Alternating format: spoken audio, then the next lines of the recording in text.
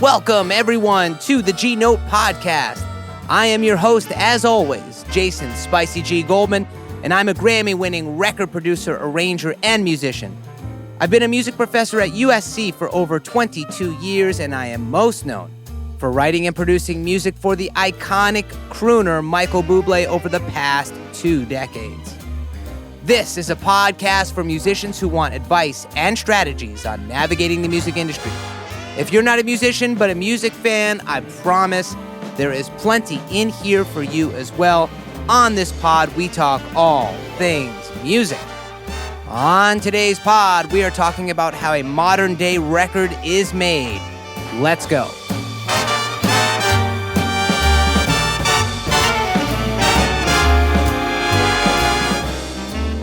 All right, everyone, welcome back. In this episode, as I mentioned, we are talking about how a modern-day record is made from start to finish. I often get a lot of questions from both musicians and non-musicians as to how this entire process works, and I've found over my time teaching that many people are in the dark as to the whole process. So I want to make sure I bring this to the forefront, and hopefully I'll help people understand the whole process. Before I move on, I should probably clarify what a record is, as there always seems to be some confusion about it. So there's actually 2 different definitions that people are referring to when they say record. The first, if someone says, oh, that record sounds great, they could be speaking about a specific version of a song. So let's say the song Come Fly With Me by Frank Sinatra. He records it. That is a record. That one song, that one version of that is a record. The other definition, which tends to be something that older people speak about, when people say, oh, I love that record, they're actually referring to an album, which technically is a collection of records. So multiple recordings. So before we get into the process, it's worth noting that all styles go through these same stages I'm going to discuss. However, some do multiple stages at once, and I'll note these as we discuss. Each genre has its own way of doing things, and I will differentiate that, like I said, as we go through the 3-step process. However, they all still go through the same stages. They just do them, a bit differently. So the 3 stages are, just to be totally upfront, one is pre-production, then there's production, and then post-production. Okay, here's the process. In the first stage, which is that pre-production stage, this is actually the most important step in the process, and honestly, the one that I find people just don't spend enough time on. It really will determine the outcome of most of what is going to happen moving forward. If this doesn't happen, you can end up spending countless hours and energy, not to mention a ton of money, or going way over budget. So this is really the organization stage, if you will. The more organized a person is in this stage, the better their recording will typically be. So here's what happens. In this stage, we're choosing, songs. Right? What songs does the artist want to do, or you as an artist, or whoever the artist is?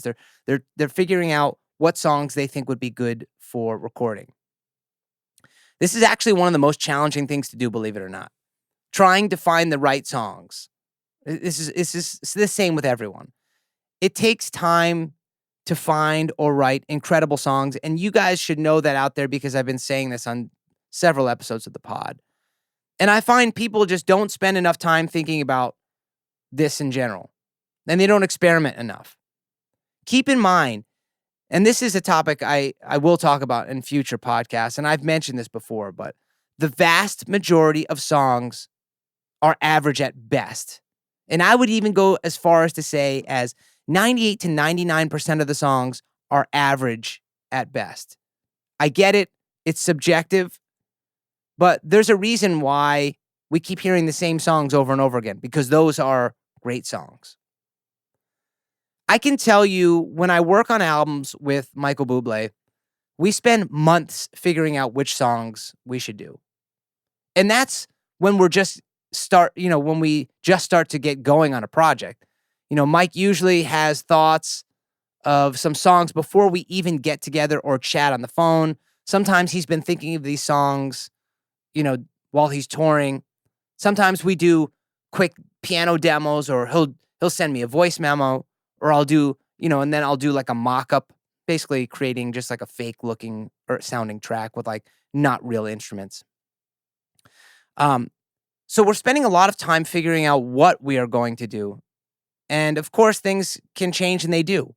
And that's totally normal and part of the process. But this will ensure a solid outcome as opposed to just kind of winging it. Another thing that happens in this stage is you're choosing the right people for the project.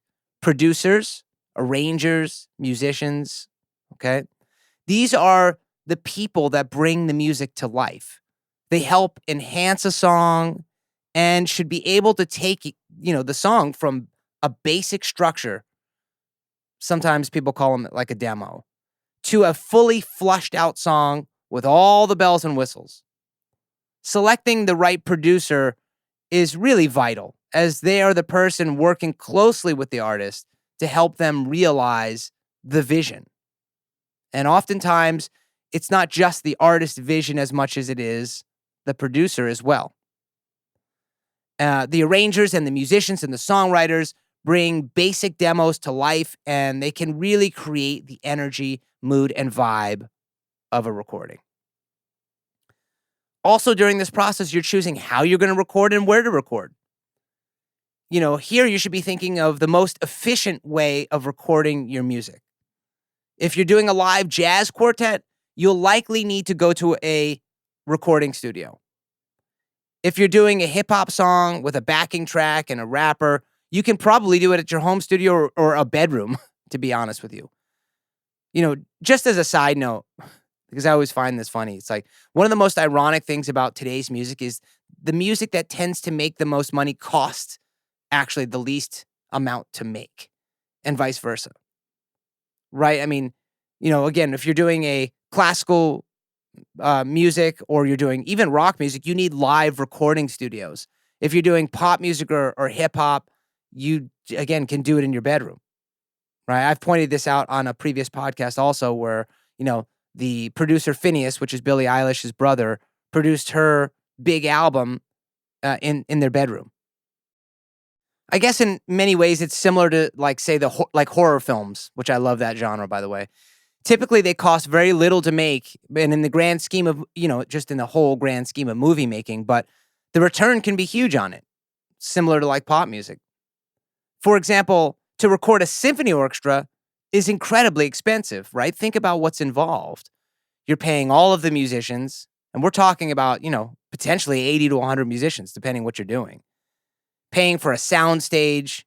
This is basically a recording room, but built for like a large orchestra.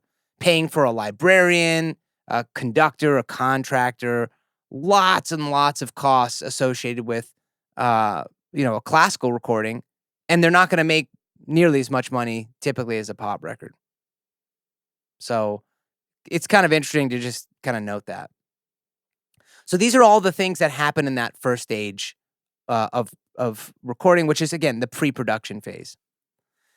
Stage 2 is the actual production phase. This is where everything is really, all the grinding and hard work is actually being done, boots on the ground, so to speak. So in this stage, we're creating the music. This should be the time really to experiment with sounds, sonics, lyrics, trying to craft something that feels special, that, you and the artist, or whoever in the artist is, that you just feel is magical, or that you just love and need it to be out. Tracking happens in this stage as well. And just for everyone out there, in layman's term, tracking means the recording of instruments. So if someone's like, "Oh, I'm going in for tracking," what they're saying is they're going to record something. Okay? This is when all of that happens. You want to record a guitar, this is when it's happening. Drums, saxophone, vocals. This is what we're doing. We're recording all the live instruments and the vocals. We're also, music producers, depending again what genre you're working on, are potentially creating the backing track, especially if there's not really many live instruments, but you're using a lot of sample-based instruments. For those of you out there listening who don't know, sample-based instruments are actually real instruments that are recorded, and then it's like a little sample or a snippet of like maybe a drum loop or something. And then there's people that take those samples and they put them into music. And actually, that's a lot about how pop music works, is you're dragging and dropping pre-made samples that sound really high quality. So sometimes it's not even that they hire musicians to make the music. It's just samples that they're using. So the producer would be basically responsible for creating all of this, especially today's modern producer. Another thing that also happens in this stage is called editing and comping. This is where we're making sure all of the parts of the audio sound amazing, right? Fixing any issues we may have had along the way while we're recording. Someone may have messed up a take and they played like the wrong chord or hit a music stand by accident, and you can hear that in the recording. So we're going to fix those little things. We're going to do something called comping, right, which is short for compositing. And we're selecting the best takes and creating one big master take or one big comp. So, for example, let's say we record 4 takes of a vocal. They're singing the same thing over and over again 4 times. We can take the best part of each of those takes and make one big composite track.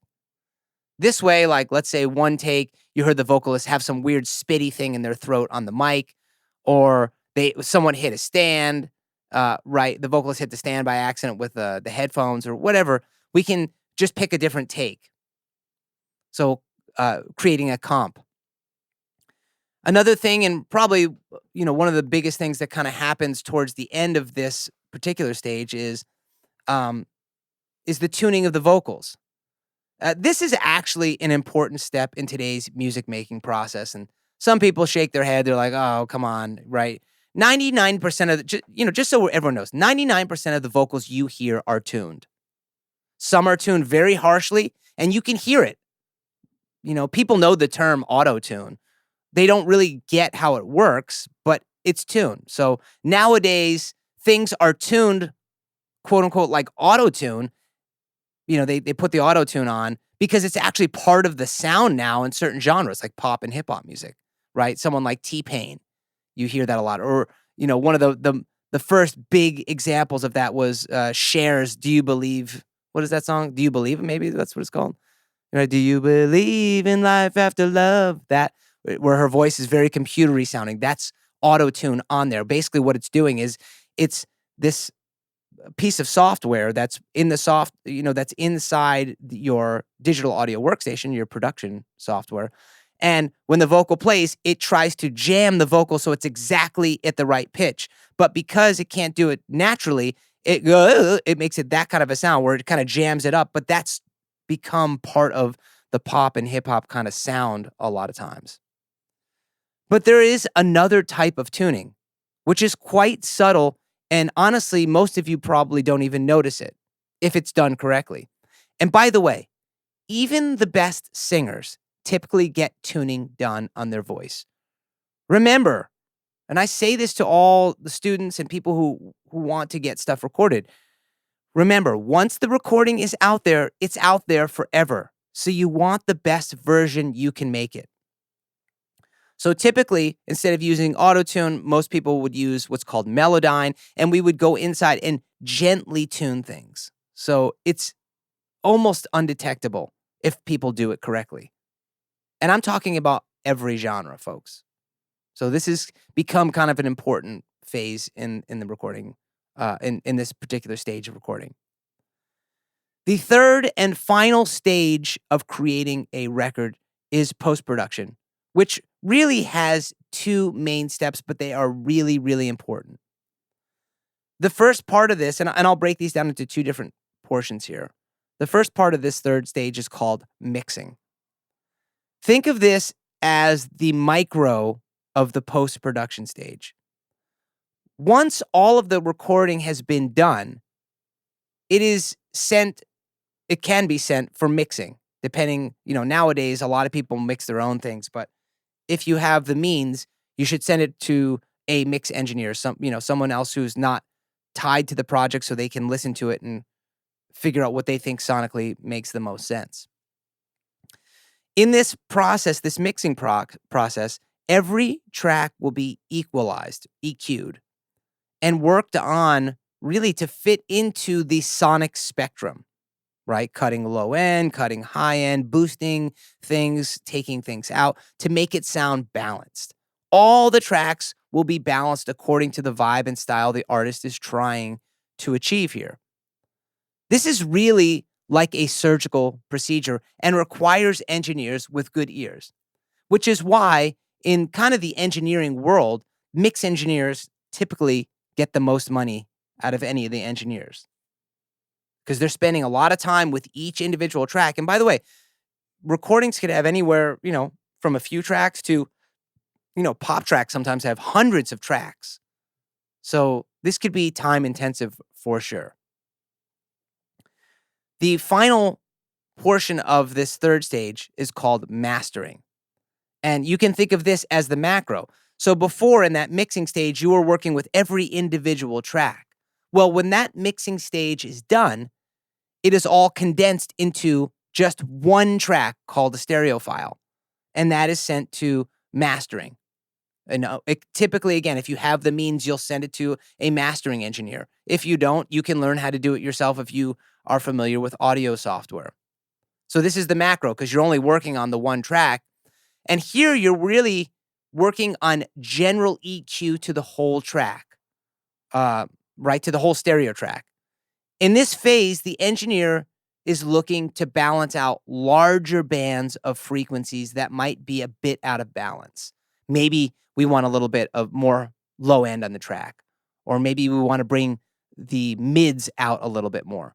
Notice I'm talking about mids, lows, highs. I'm not saying, we want to bring the vocal or the guitar out because we don't do that in mastering. That's in the mixing phase. So all EQ moves in this particular stage are quite subtle. We also typically will use things like compression. Now, again, this can be kind of scary, especially for those of you listening who aren't musicians. You're like, I don't know what compression is. In essence, we're controlling dynamics, right? Dynamics meaning there's extreme softs, pianissimos, to extreme louds, fortissimos. And what we do is we can squash those down to get other things to pop out more. And that's why we would use compression. And the final stage of this mastering process is boosting the overall volume of the track to match the level of the genre. So pop music, right? We typically have a very loud, master, which means that you probably only have to turn your volume dial up like to maybe halfway for it to be pretty loud. Whereas in jazz, you may not want to, you're not going to compress it very hard. So you'll have to turn your volume up a bit more because you want to hear all those dynamics. So as I mentioned, every genre goes through these same stages, but they just do them differently. Sometimes, like in pop or hip hop, you can get a lot of these stages kind of done in, or I should say the first two stages kind of done in one session. Like I can do a 5 to 8 hour session with an artist and we can get all the way up to that final portion, at the end of that second stage where we've already tracked all the instruments and already picked out the song, right? So it can happen, but in jazz, you're probably spending a lot more time, or classical, or even rock, you're spending a lot more time like, okay, what song should we record? Because we have to go spend money on a recording studio. That's a big studio, which typically going to cost us anywhere from $1,500 to $2,500, depending on the studio. And then we're going to have to pay musicians because most of it is live. So it can be done in several things can be done in each stage. It just depends again on the genre that you are working in. Folks, that is all the time we have for today's episode. If you haven't already, please subscribe to this pod so you can stay up to date with new shows, giveaways, and more importantly, the concerts. Folks, come out to one of our concerts. We're playing at the Vibrato Jazz Club, usually every 2-3 months with my big band. And we have a ton of different singers that we feature. That it's just a great show. I promise you'll have a good time. You can also follow me on Instagram at SpicyGMusic or check out my website, jasongoldmanmusic.com, to see what projects I'm currently working on and to see when I'll be performing next. Thanks so much for listening, everyone. Much love. Peace.